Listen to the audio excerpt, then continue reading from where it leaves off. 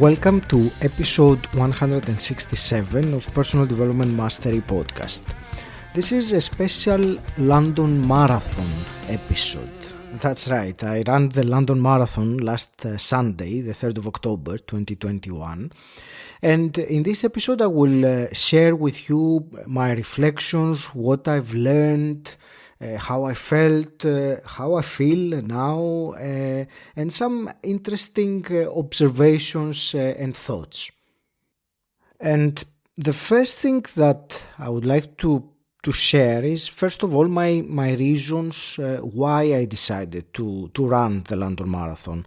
And for me, there were two main reasons. First of all, it was a great challenge. I had only run half marathons before, so going for the full length is very challenging. And you know, the fulfillment and the true inner joy come from those moments when we achieve something that we thought that we couldn't before. When we go out and we expand our comfort zone, if you wish. And for me, self-growth and personal development mastery are my highest values.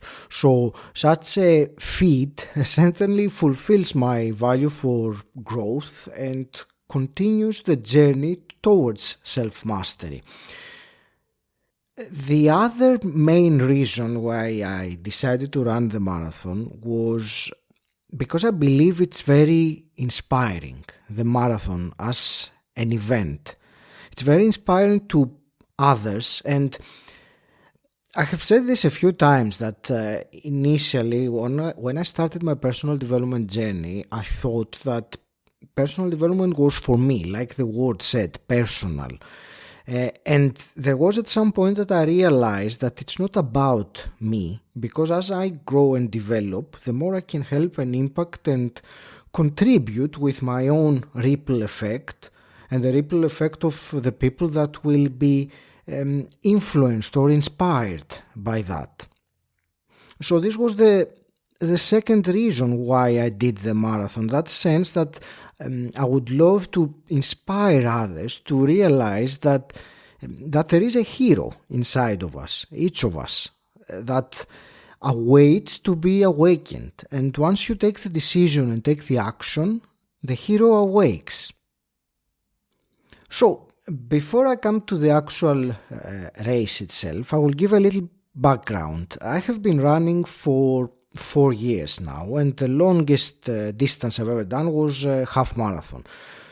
When I got the news last February that I won the ballot of the London Marathon, I thought, okay, that's great, that's interesting.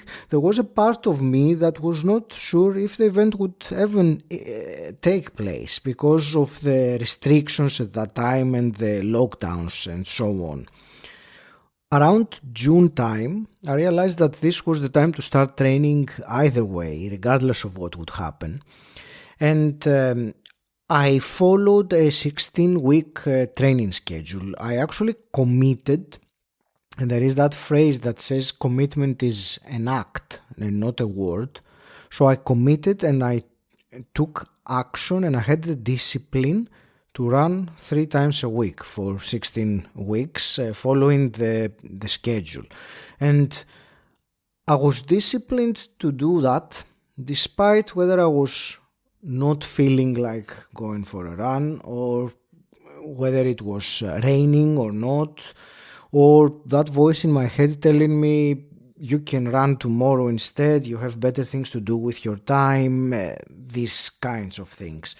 I was disciplined, I will say 95% disciplined on running 3 times a week. I was committed, and I think that was extremely important as an element of preparation. Then the day before the marathon, I went to London and in order to get registered and get my bib, I was in Excel Centre in London, and that place brings back fond memories to me, because it was the place where I visited twice the Tony Robbins event, once as a participant when I had my big light bulb moment, and once as a crew member when I even enhanced that experience.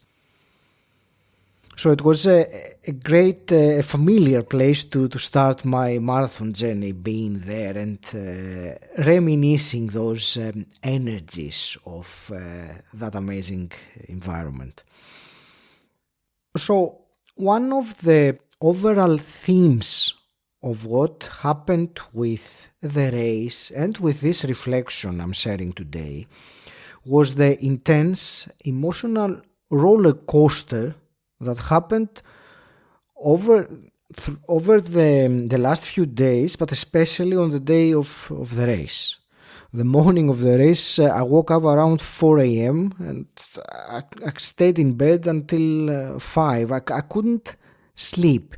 I had that feeling of, and this is actually an important distinction that I want to share, which I have realized that this feeling that I had that woke me up and kept me up at night, in terms of physical sensation, it was maybe some tightness in my stomach or some dryness on my throat or some agitation or fidgeting. This is the actual physical description, the physical sensations in my body.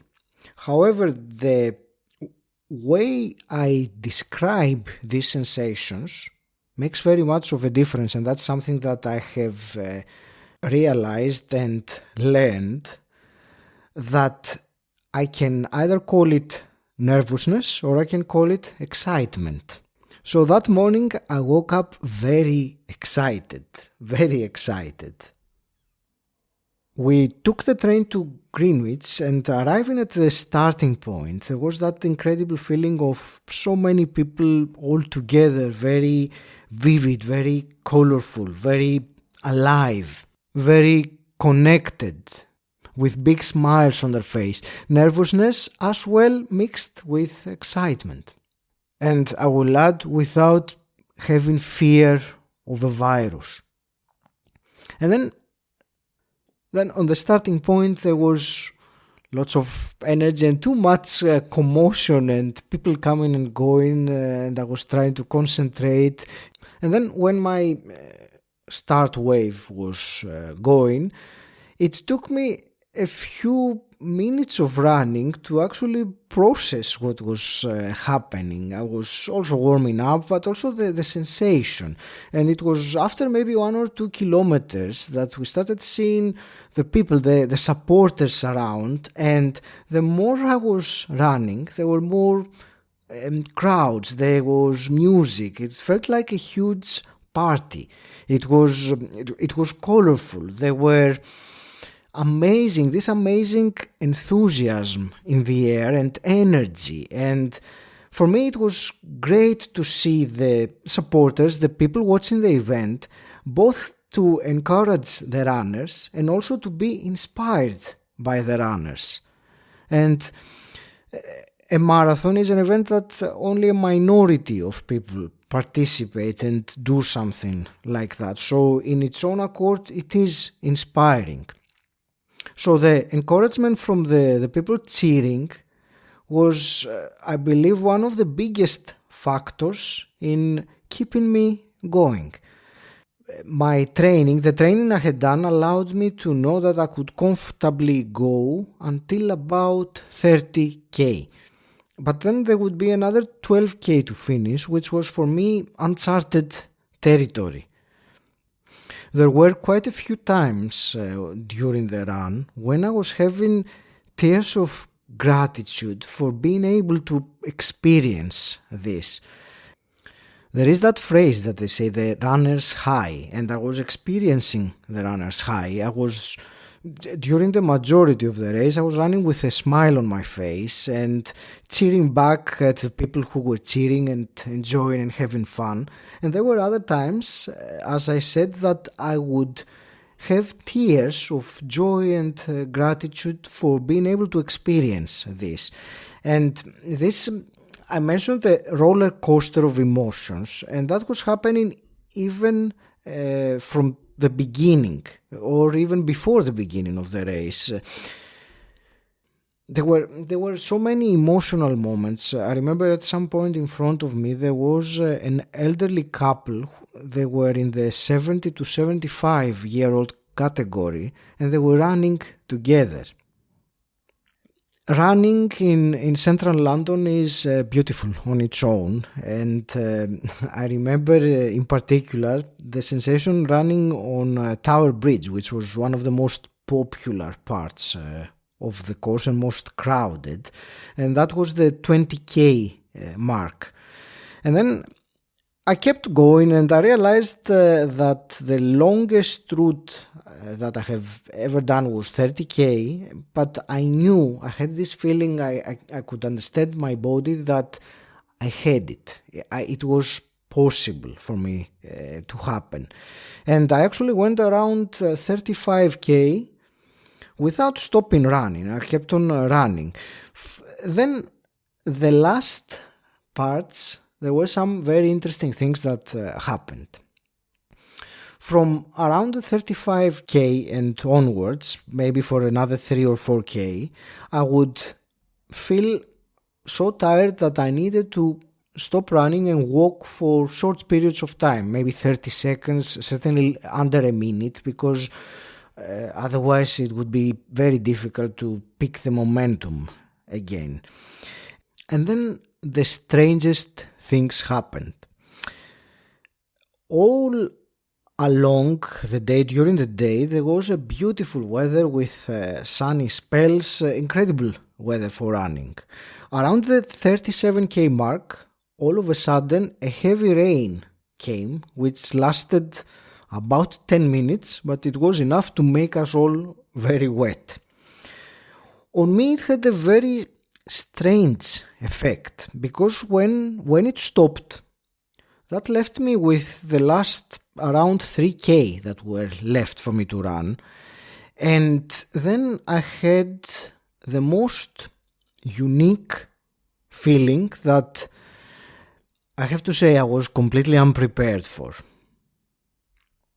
Suddenly my legs just started moving ahead. There was no aching anymore. There was no tiredness anymore. Like I had become the running. It was such a unique sensation, because I started asking myself, what is happening? Why am I not feeling the tiredness anymore? What's going on? And my mind could not give me any answer. I was in the zone, and it was an incredible feeling, completely focused. There was no fear, like a connection between my body and my mind. There is something that Christine Armstrong, the Olympic gold medalist, said, that there is something magical about running, because after a certain distance it transcends the body. Then a bit further it transcends the mind, and a bit further yet, and what you have before you laid bare is the soul. And that flow state that I went in those last 3 kilometers of the race was for me exactly this. My body was transcended. I couldn't feel the ache anymore. The mind was transcended, because I didn't have this negative inner dialogue. The inner dialogue had subsided. It was one of the most incredible feelings and most unique experiences.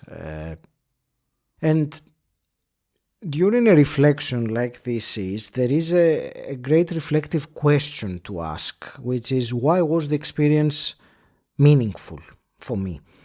And there are 2 reasons that come to mind immediately. The first one is, it was meaningful because there was this tremendous sense of achievement. The second reason was the roller coaster of emotional changes that happened before the race, during the race, and after the race. So from the exhilaration and excitement, joy and cheering and laughing with the crowd, to the tears of gratitude. And when I crossed the finish line finally, my first emotional reaction was to shout, "Yes, I've done it!" And just 1 minute afterwards, when I got handed that foil blanket and I started getting warm and I realized what I had achieved, then I burst into tears. The emotions, that's what I mean. There was such an alternation of emotions, waves up and down, and it was incredible to experience. It was great fun.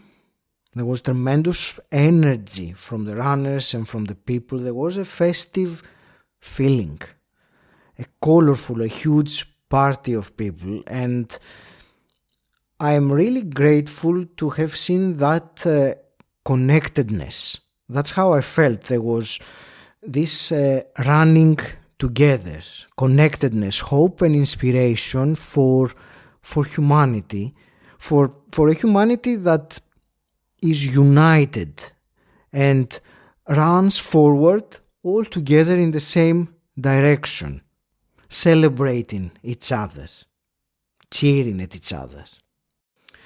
And before I wrap up and conclude this short reflection, there is something I have to make a special mention, because it was the first time that I did it as a practice before the race, and that was mental rehearsal or visualization. So I saw myself running the course and feeling the feelings and crossing the finish line over and over again and feeling it. Tony Robbins calls it creating results in advance of reality. And I utilized this mental rehearsal technique, and I'm certain it was one of the factors that allowed me to complete this race in under 5 hours, actually. My initial target that I had was 4.5 hours. I did it in 4 hours 59, so I was extremely happy with myself doing this time.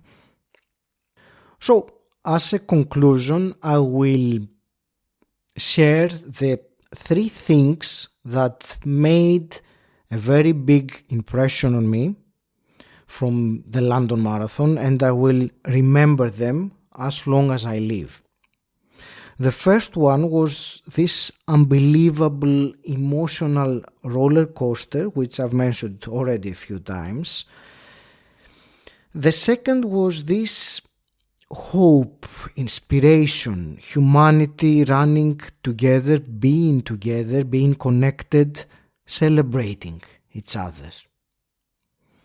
And the third, and that's actually personally the most impactful for me, was experiencing that flow state that I went into. I felt like I was meant to do this race. I was called to do this race, and my growth and progress allowed the expansion of the field, if you wish.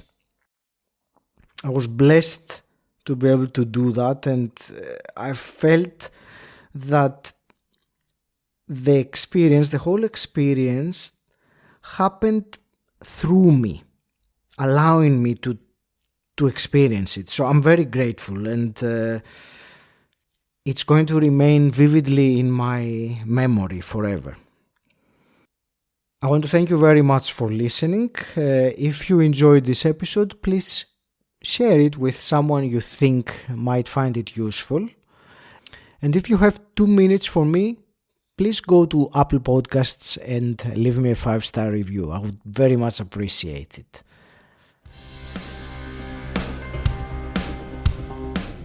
Until next time, stand out, don't fit in.